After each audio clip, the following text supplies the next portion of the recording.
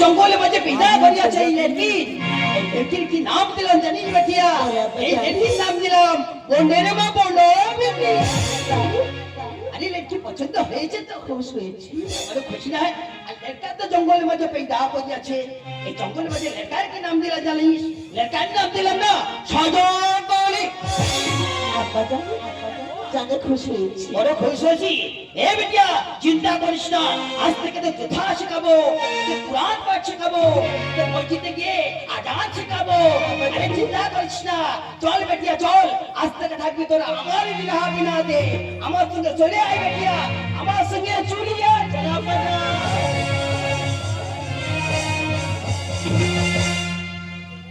এইভাবে বনবিবি ও সজঙ্গলের জন্ম হয়ে গেল। জঙ্গল সত্তর কুড়িয়ে নিয়ে হরিণের দুকুতো পান করিয়ে তাদের বড় করে তুলল।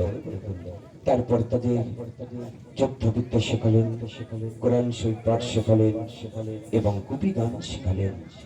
শুরু হলো নতুন অধ্যায়ের সূচনা। দেখুন আজ থেকে 20 বছর পরের ঘটনা। বলতে পারবো বুঝান, আমার আব্বা জানের কথা বলে মসনাদ থাকতো কেন বলে বাতাটা চাকরি ছাড়া বুঝান ভাই জানেন এটি নিয়তির খেলা। ভাই জানি এটা নিয়তির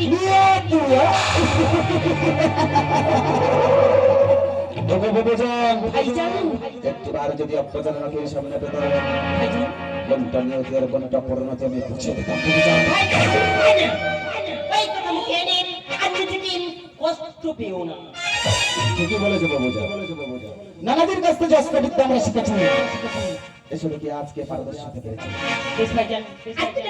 আর তুমি আমার দুশ্মন। আরে ক্ষণিকের জন্য ভাইজান। তাহলে তুমি এসবের কথা বোঝা, আজ থেকে তুমি আমার দুশ্মন। এসো ভাইজান এসো, এসো ভাইজান এসো, এসো ভাইজান।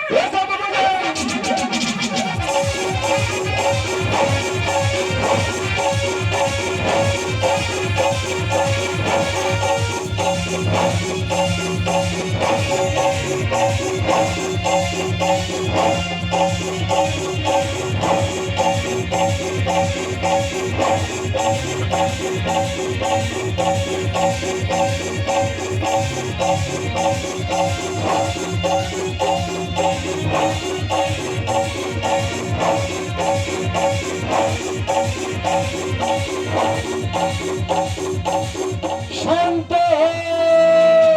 বনবিবি ও সজঙ্গল, 18,000 পীর পৈগম্বরের মধ্যে তোমাদের শ্রেষ্ঠ ভাবিয়া গণ্য করা হইয়াছে। তাই তোমাদের মতো বীরদের এখানে যুদ্ধ করার শোভা পায় না। হে খোদা, আমরা কোথায় যাবো খোদা?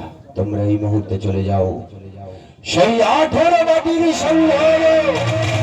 18 দিন দুনিয়ার মালিক বলতে পারো খোদা, 18 বাটির সন্ধানকে বলে দেবে খোদা। 16 বড় বিজয় সজঙ্গলে তোমরা এখান থেকে তখন বাহির হয়ে চলে যাবে।